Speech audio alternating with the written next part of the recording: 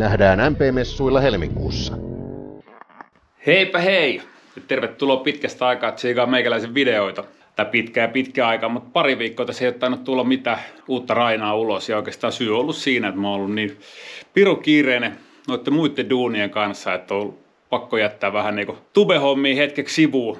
Ja tässä on nyt ihan semmonen esimerkki, että esimerkiksi nyt tää tuleva viikko niin on äärimmäisen kiireinen. Ja mulla on esimerkiksi semmonen prokkis tossa, että meidän pitäisi Miss Bomber-finalistit kuvata tulevaan lehteen, mikä lähtee painoon heti niin tämän viikon loputtua. Sama nämä missit sitten niin tulevat sitten tonne MP-näyttelyyn, eli prätkämessulle helmikuun ekana viikonloppuna. Onko se nyt 2.–4.2. Helsingin messukeskuksessa, jossa nämä samat daamit, mitä mä nyt tuun kuvaamaan, on sitten siellä meidän Bomber-osastolla Petrosirkuksen puolella myös niin kuin paikalla.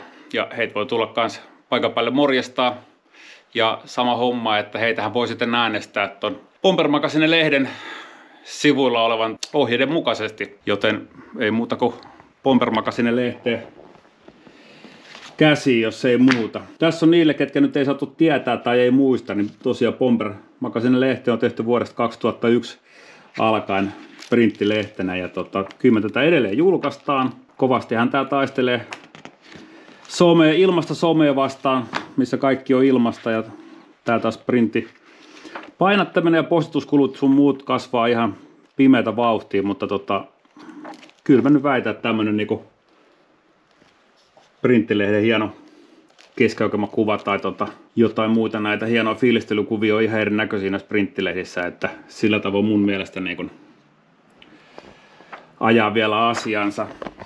Mut joo, toinen homma, että missä me ollaan, niin mullahan oli tosiaan tuossa Malmin lentoasemalla pyöreässä päärakennuksessa toimisto, mistä tuli lähtöpassit kaikille.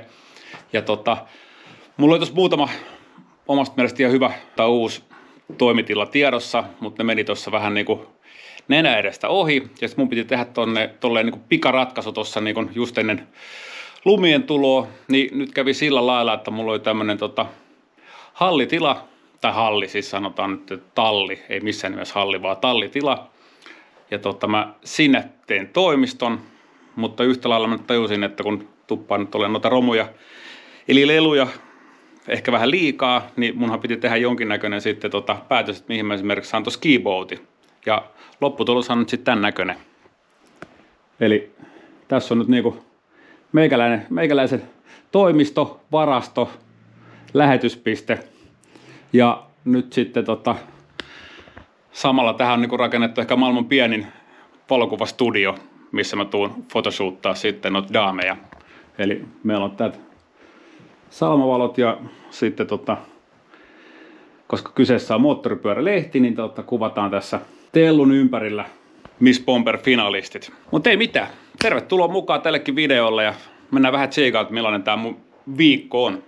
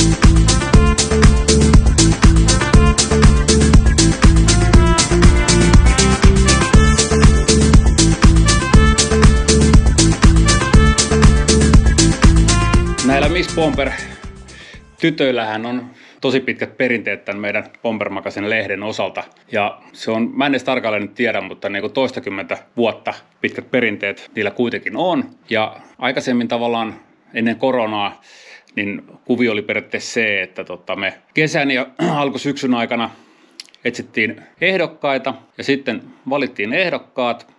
Ja sitten meillä oli tavallaan aina ajokauden päätösbileet jossain sopivassa rakennuksessa, mestoilla ja noin poispäin.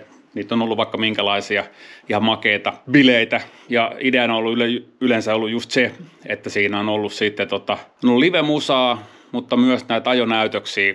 Ja se on tuonut tavallaan ne omat haasteet tänä päivänä nyt sitten, että kyllähän pystyisi vieläkin järkkää ajokauden päätösbileet tässä ravintolassa, mutta se, että me voitaisiin vaikka pihalla järjestää jotain ajonäytöksiä, se on iso haaste tänä päivänä etenkin PK-seudulla. Mutta näiden tyttöjen osalta, niin kuvio on tosiaan ollut semmoinen, että näiden bomber-bileiden osalta niin on aina sitten... Joo, niin tämmöisen hyvän bilepaikan löytäminen on PK-seudulta tosi hankalaa. Ja oikeastaan tästä syystä niin nyt päätettiin, että ei järkätä mitään ajokauden päätösbileitä, vaan nämä Miss Bomberit on tosiaan nyt tuossa tulevan 5/2023, eli vuoden viimeisen numeron sivulla nähtävillä. Ja sitten he ovat tuolla MP-näyttelyssä myös niin kuin Bomber-osastolla nähtävillä ja haastateltavissa. Ja näiden niin kuin tavallaan sitten pohjalta niin tehdään sitten päätös toimituksen väen kesken ja sitten näiden äänestystulosten perusteella, että kuka on tuleva Miss Bomber 2024.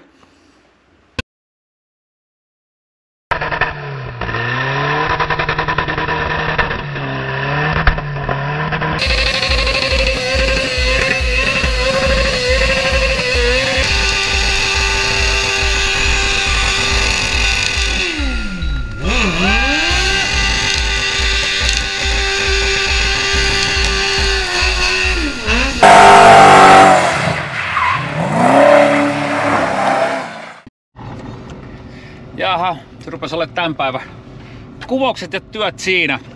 Ei muuta kuin kotia kohti. Täällä onkin näköjään sopivasti satanut just voimaa. Tämmönen Capri, se onkin pitkä katto, niin ehkä maailman paras luisupulkka. Jos se vaan pysyy lapasessa eikä törmäile pitkin kaiteita. Luistaa.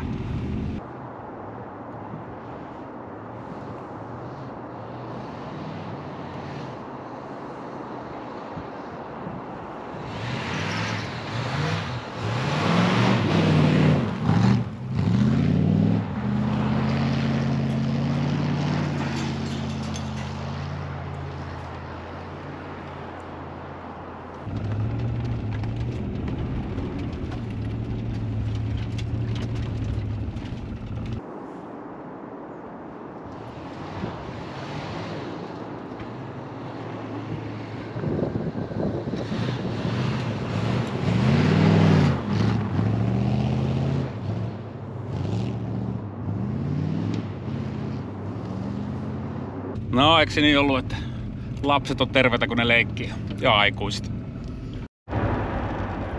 Ai niin, hei, vielä semmonen tärkeä juttu. Eli munhan piti kysyä teiltä, että kuka tai ketä näistä daameista on sun mielestä se Miss Bomber 2024? Tai mitä toivoisit meidän valitsevan tähän hommaan? Käy kommentoimassa tuohon videon alla oleva kommenttiosioon, niin me saadaan siitäkin vähän lisää infoa ja mielipiteitä. Mutta ei mitään. Kiitos, että olet katsonut tämänkin lyhkäisen videon. Ja jos et ole tilannut vielä tuon kyseistä moottoripyörälehteä nimeltä Bomber Magazine, niin sen tilaaminen onnistuu osoitteesta shop.bomber.fi. 56 €, 6 numeroa. Ei pitäisi olla paha. Eli jos vielä on printtilehen kannattajia, niin sinne vaan shoppiin ja tekemään lehtitilaus. Kiitos ja anteeksi, moi!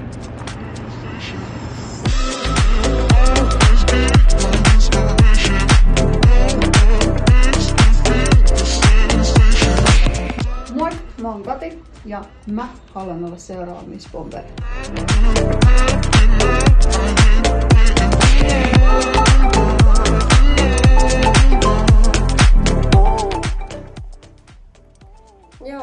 Mä oon Camilla 30V Espoosta.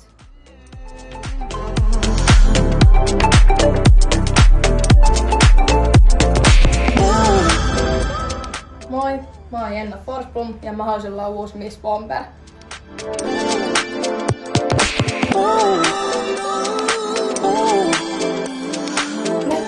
Mä oon Janika Piiranen ja mä haluaisin olla seuraava Miss Bomber. Äänestysohjeista sekä kilpailuista voit lukea lisää Bomber-lehdestä.